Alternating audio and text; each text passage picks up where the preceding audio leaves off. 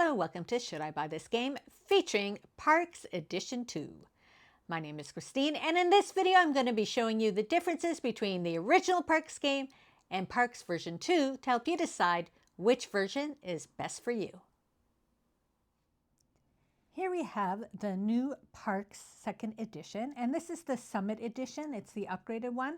And this one includes the neoprene playmat, the dual layer player boards, screen printed animals, as well as these little bags to hold the canteen tokens and another one that holds the little parks tokens. So basically in parks, what you're doing is taking your hiker, you're moving across the trail to collect the resources to then visit the parks to gain some points. And that's basically the premise of parks. Now, in this video, I'm going to talk about the differences between the new 2nd edition, and I have the original setup too, so you can visually see the differences. So we're going to start with the 2nd edition and talk a bit about the trail. So in the 2nd edition, it is a set trail of 9 spots across the board before you reach the end. And what happens is there's these little tokens, and for each round, you just take them off, mix them up, and put them into new spots. This game is played over 3 rounds. They have spring, summer, fall. And at the end of spring, there's different tiles for these, but in this one, it's whoever has the most trees gets to reserve a park. Whoever has the most canteens gets to roll the die twice. And whoever has the most mountains on their parks cards gets 3 extra points. But there are different variations of these. So it is played over 3 rounds. So before we look too much more there, let's just talk about the original parks. So the original parks has these tiles. And each game, you start with the starting tiles, and then it is suggested in the wildlife expansion to add this tile to game 1 and always have it in each of the rounds. The original parks is played over 4 seasons, all 4 seasons. And for each season, you're going to add another tile. So you put 3 more tiles to the side to add to the next round of game. There are a variety to choose from. This game is set up with both of the Nightfall and Wildlife expansions. And so the first one only has 6 areas that you're going to go. The first round, then the second round has 7, the third 8, and the final round will have 9 tiles that can be visited during your turn. So when we go back down here, we have the weather. So these are weather tokens, and in this game it is set. This one always gets the sun, this one always gets water. Sun, water, sun, water. For every single round. In the original game, we had the season cards, and we have a whole deck of them, even though we only use 4 per game. And here it tells you what the weather is. So on this card, it's rain or water, sun, water, water, sun. So it changes from card to card. We'll just look at some. That's water, then sun, then water, then 2 waters and a sun and 2 waters, 2 suns. So they have slight variations as you go. Now the other interesting thing about the season cards is there's a benefit for each season.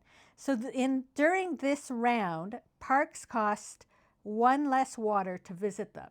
So say in this one here where it was a tree, a water, plus 4 random resources, it would only be the tree and the 4 random. I would not have to pay that water if I visited this park during this round. And again, there are a lot of different benefits. I'll just turn over.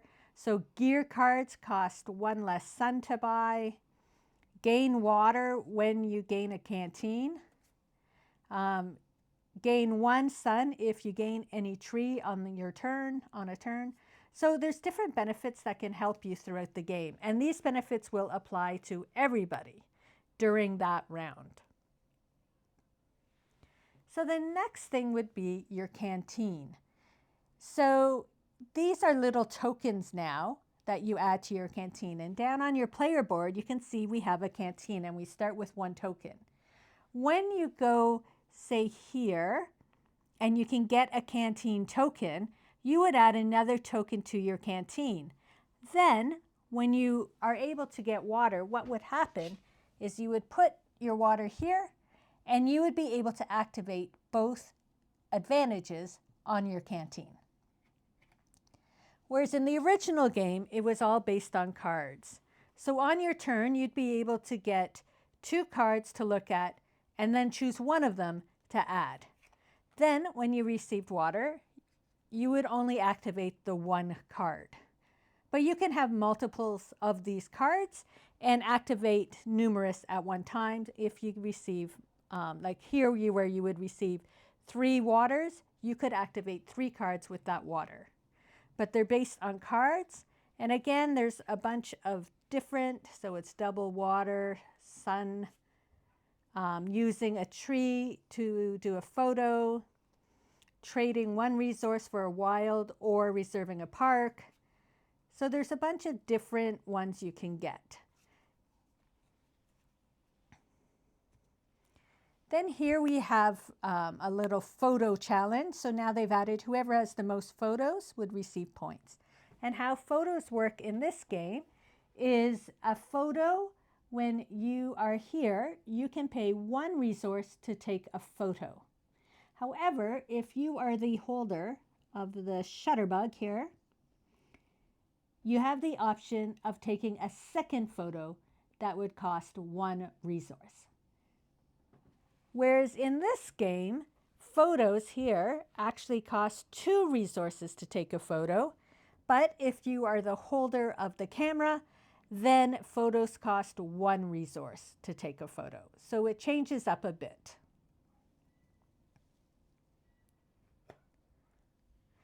So now let's talk about gear cards. So here in the new gear cards, they can cost 1, 2, or 3 suns, but a lot of them happen at places on the trail. So you can reserve a park when you're at a tree. You can get a mountain when you're at the suns. When you roll a die, you can roll the die again. And I'll just talk briefly about the die. That's a new part of this game. This gives you roll it and you can get 2 water, a mountain, sun. It just gives you, it'll be a random roll of what you actually receive. Whereas the old gear cards, again, they cost 1, 2, and 3 suns, but they give you things such as you may fill a canteen for free when you activate the bison, which I will get to. Or you may gain a wildlife instead of 2 suns at the 2 suns. Or water can be used in place of trees on a park. So for example, back here, I could use 2 water to buy it rather than a tree and a water. And there's a whole variety of these cards that are really beneficial during the game. So parks cost 1 less sun to visit. You may gain the wildlife instead of 2 waters.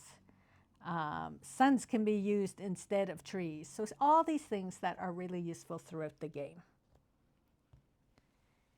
Now let's talk a little bit about camping. They have added camping to the base game, whereas it was originally part of the Nightfall expansion. And so they have 3 spots that you would always put the tents on. And then you would come here, and you would have 3 of these because there's only 3 rounds, but I put them all here anyway. And so what you would do is if you chose to camp, you would take the tent and then put it on one of these places. So for example, you could turn in a wildlife to get 3 mountains, or you can get a tree and then take a photo with 1 of your resources. Or you can turn in a sun to get 2 rolls of a die, or 2 resources to get 2 wildlife resources. And the wildlife is basically wild, so they can be any resources.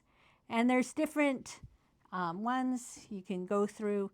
And so each game you can play with different options for your camping. Whereas with this game here, the original, we put there 3 tents. You always put it from the last spot and then 2 over and 2 over. So they'll change position throughout the games or throughout the rounds. But the biggest advantage is these year-end cards. So everybody starts with 2 of these cards. Well, you get 2 and you get to pick 1. And these give you bonuses. So this is like for each set of the resources you have on your parks cards, you will get 1 point. Or here, 1 point per each automatic, like instant effect you have on a card. And so you would get 2 and you would pick 1. But when you camp, you have the option of trading in 3 suns to get another one of these cards. And these cards can really add up, and you can gain a lot of points at your final scoring. Then you have 3 other tiles where you can go, and they change per round. So this is for 1 and 3, 1 and 2, and 1 and 3. So for example, you could trade water for a wildlife token up to 3 times. You could gain a canteen and a water droplet, so you can then activate it, or trade a mountain for 5 suns. And then during the different rounds, you would flip it, and it's similar just with different resources. So that was how the original camp sets, part of the Nightfall expansion. Now, I'm also going to just talk briefly about the tokens. I'll put them over here so you can see what the original tokens look like versus the new tokens. So these are all from the original, and then I'm going to just quickly grab some of the new ones because there's a size difference, a color difference, design difference.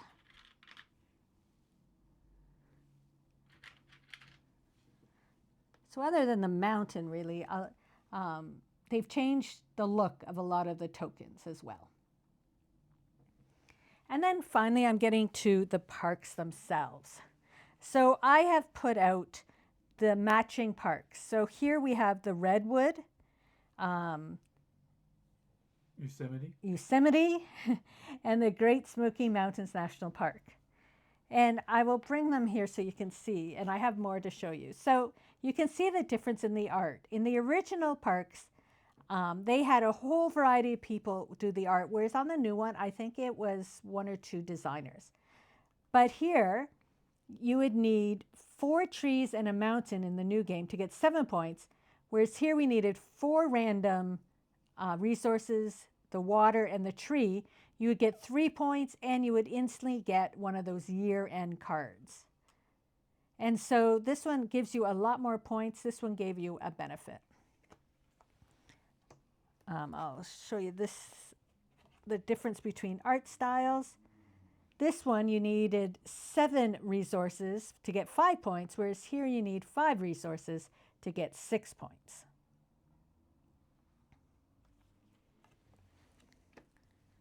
And then I'll show you this one here. And again, here you need 4 resources for 4 points and 6 resources for 7 points, but also so you can see a difference in the art styles. Now, I got some more I pulled out, and I'll just show you so you can just see the difference. Here they're both worth 2 points. This one I needed 3 resources. This is 2, and you get a bonus. There's the different Grand Canyons.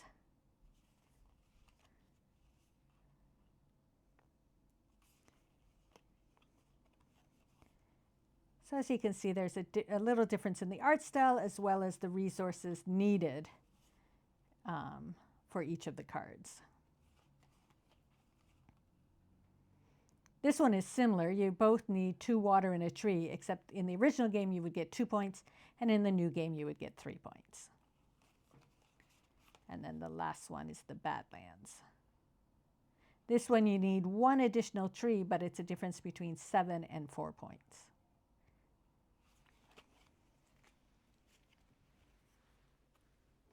Now, the other thing is in the wildlife expansion, they didn't include this in the new parks, but you get this little bison, and he sits on a park. And if you were to get the park where the bison is, you have the opportunity to trade in one of your resources for a wildlife token.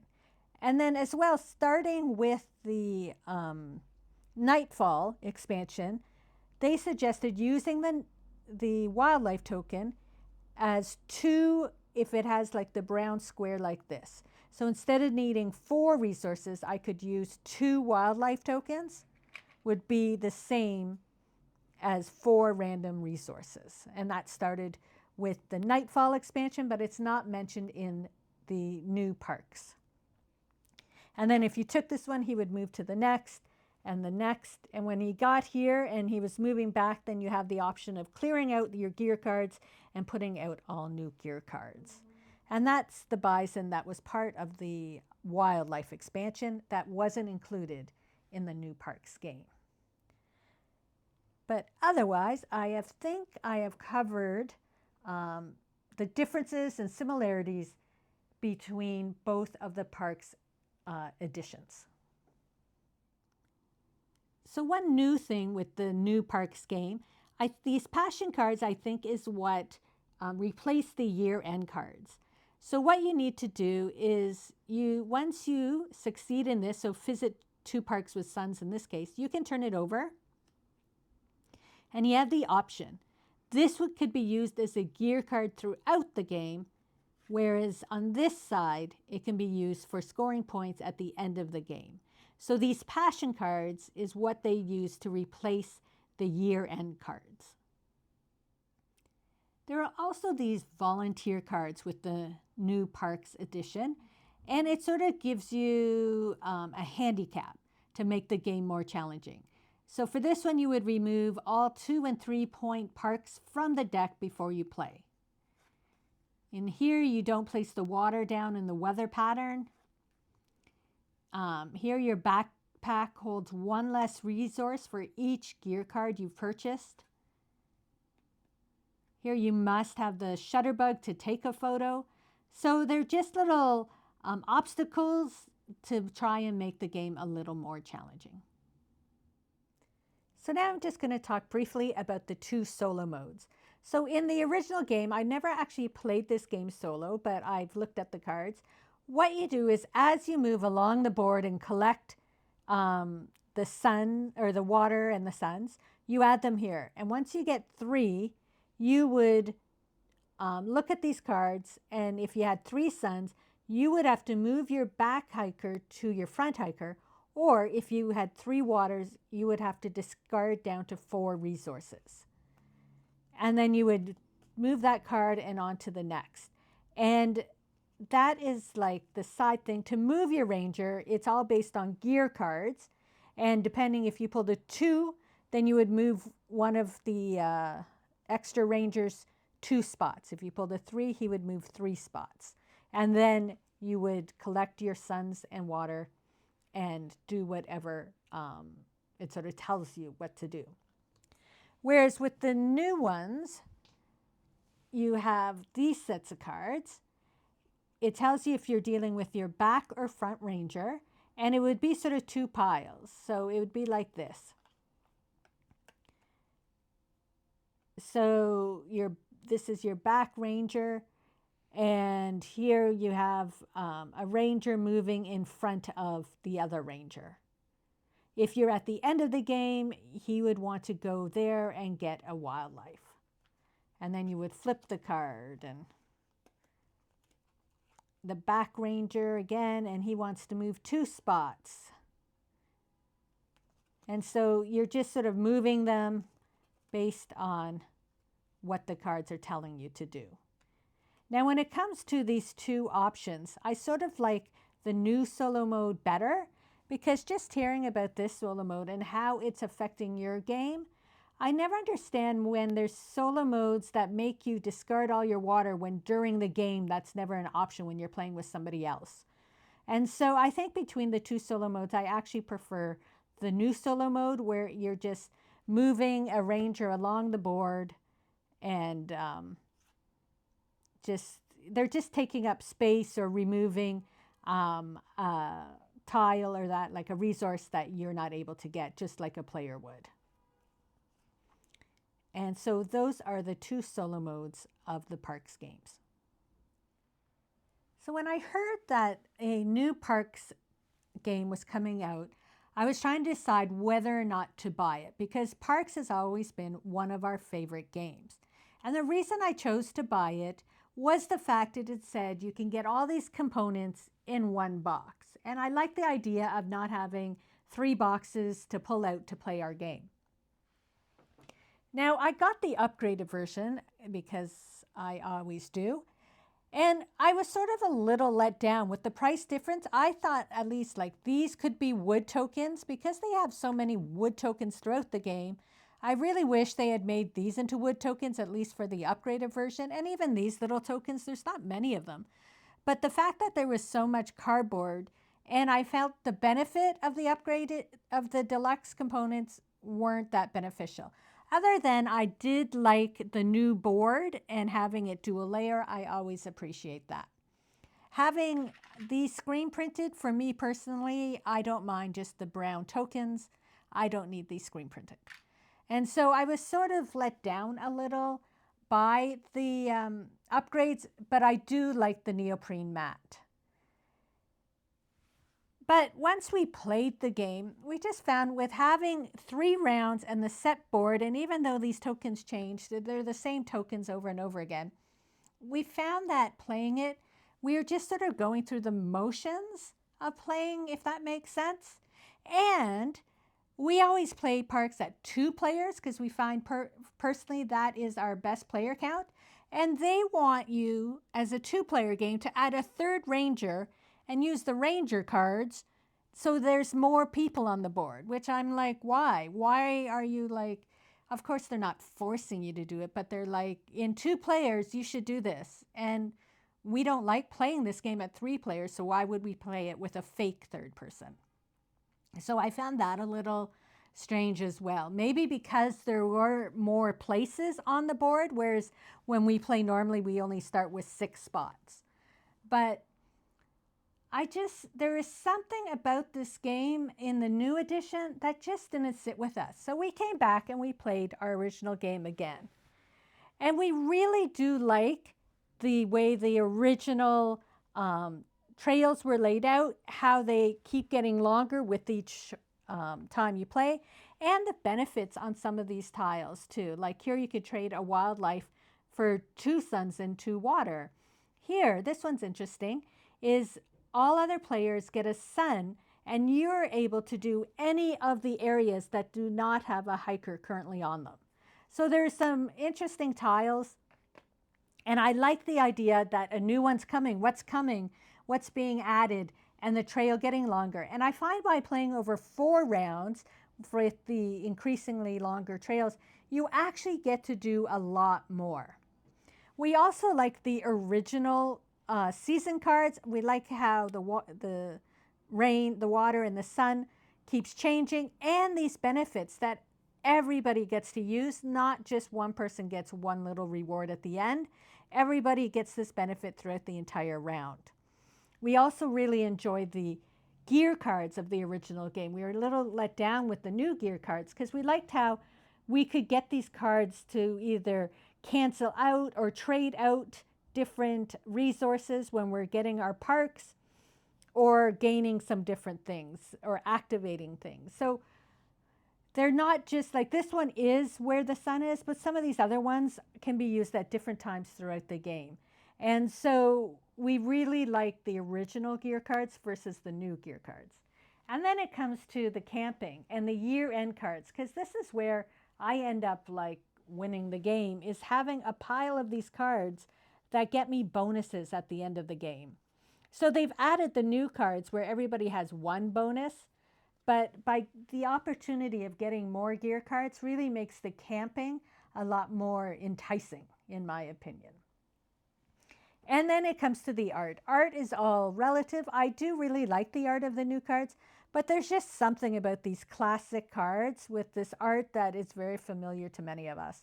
And we have like even little field journals with some of this art on it. And so I really appreciated the original art, even though down here this new art is still beautiful, but it's definitely a lot more brighter. And that comes when you see this as a whole, it is brighter. It's a lot more white. The colors are more bright. versus the original, it's all in those dark tones and muted tones. And even down here with the little resources, you can see how the new ones are that much punchier. And so when it comes down to aesthetics, that's a personal opinion. Which look do you like better? Which tokens do you like better? Which art do you like better? But when it comes down to gameplay, for us personally, we're sticking with the original park. So much so I went out and I bought the neoprene mat to play with it because the mat really does bring the game together. And the original is a smaller footprint than the new game as well. And so I was sort of disappointed that I ended up buying it because I had thought it would be more of the original game, but just the changes they made were enough that when we played them back to back, we really did like the original game better. So let me know if you've played the original game or the new edition and what you think of the two games. Now, with that being said, I just want to point out, if you do not have the original edition, then of course, I would still recommend getting Parks. It is a great game. Just if you're able to get the original edition, I would go for that one instead.